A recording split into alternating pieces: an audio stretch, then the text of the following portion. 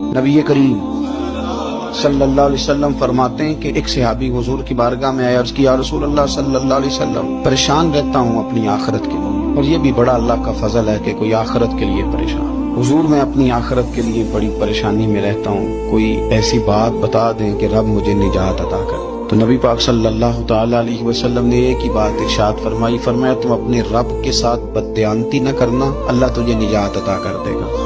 عرض کی یا رسول اللہ صلی اللہ علیہ وسلم اللہ کے ساتھ بددیانتی اور خیانت کیا ہے؟ لوگوں کے ساتھ تو معاملہ سمجھ میں آتا ہے کہ کسی نے کوئی رقم رکھوائی، کوئی ڈیوٹی دی، کوئی ذمہ لگایا، پورا نہ کیا تو بددیانتی ہو۔